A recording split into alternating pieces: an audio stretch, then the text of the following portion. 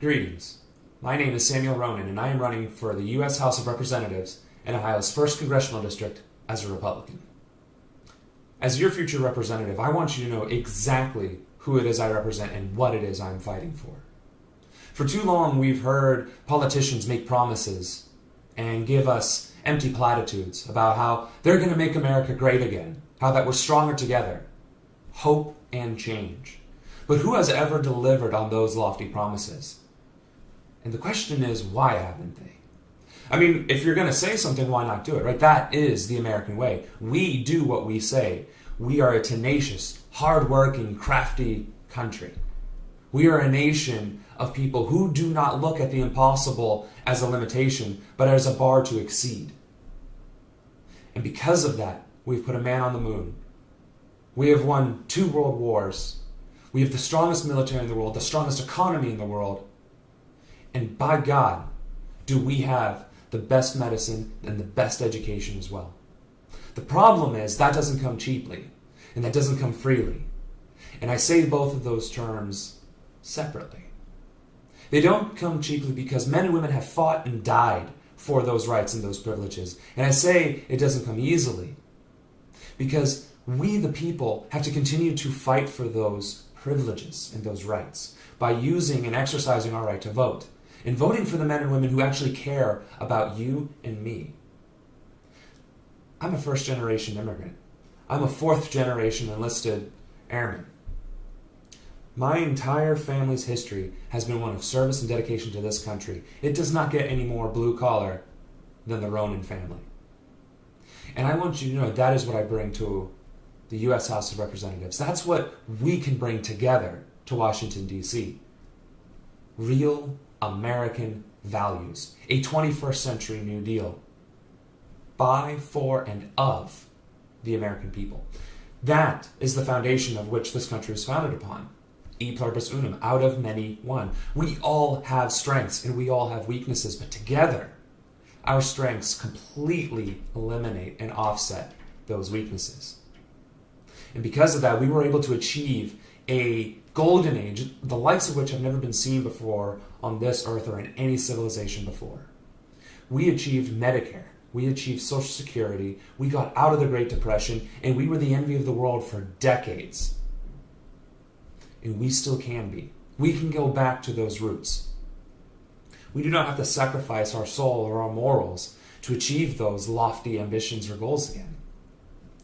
This xenophobia, this Islamophobia, is unnecessary for a strong country such as ours. Immigrants are what this country was founded upon. Diversity is what makes this country great. It allows a separation of the mind and the thought, the culmination of ideas. And as Republicans, as conservatives, it is our duty, our obligation to conserve that which is great about our country. If we were all single-minded and linear, we would not have our progression. We would not have the research and development. We would not have the medicines and the education and the infrastructure that we have developed through tenacious endeavors, lofty goals and dreams of seeing the impossible and saying, no, that is the starting point, not the end point. That is not a limitation. That is who we are as Americans. And to be told that something that we have paid into and built our entire working lives is an entitlement, is welfare, is simply disgusting, simply wrong, is simply unacceptable. And it is indicative of the kind of corruption and disassociation that our current leadership has for us. Social Security is our promise, something that we have paid into our entire lives, so that when we're ready to retire, we can still live comfortably, without worry or fear of ending up in poverty or destitution. Medicare is the same exact thing. Medicare is the last line of defense when we are sick or hurt, that we can get the care that we need and that we deserve as human beings, as Americans. Those are not entitlements, and that is certainly not welfare. That is something that we pay into each and every single paycheck, every working day of our lives. That is our promise from our country to us. It is the back and forth, the give and take that a democracy is founded upon. And that is what I bring to the table. I want to ensure that your rights The things you have worked for your entire life are granted to you when the time comes and when you come asking. And furthermore, I want to expand them. Social Security is constantly being told that it is not solvent and that it's going to dissipate by 2030, 2040, what have you. So let's expand it.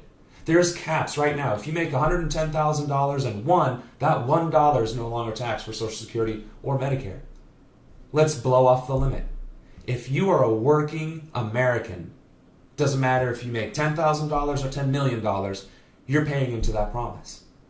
We can ensure that our future is in our hands and that we have control of it. The same is true for Medicare.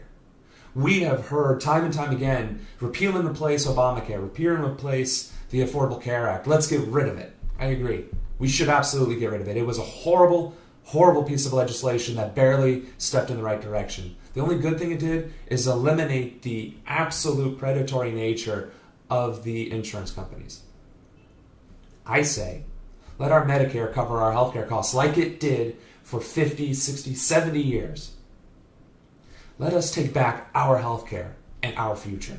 Let's standardize the cost of medicine across the country. So whether you're in rural Springfield or in Cincinnati, Ohio, you're getting the same care, the same quality for the same cost.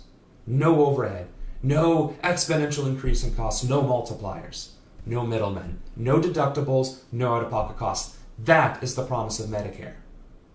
That is our promise. That is a conservative belief that we take care of our own, of our countrymen, out of our friends and our family, because we are a community, and we have lost sight of that. We've given into fear. We've given into despair. We no longer believe in ourselves. We no longer believe that we can make a difference, but nothing could be further from the truth. You have the power. It is guaranteed to you in the Constitution of the United States. That same Constitution I swore an oath to protect and to defend. Those rights are yours. No one can take them. So why would you let them tell you otherwise? Go out there and vote. Go out there and have your voice heard, especially on Election Day, because you can determine your fate and your future. Do these men and women represent you? Do these men and women pass laws that benefit you and yours?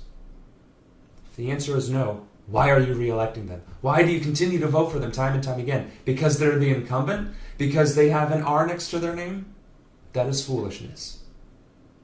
Just because they're the only ones on the ballot does not mean they deserve your vote or to represent you. It is an honor and a privilege to represent the American people, and they have not earned it.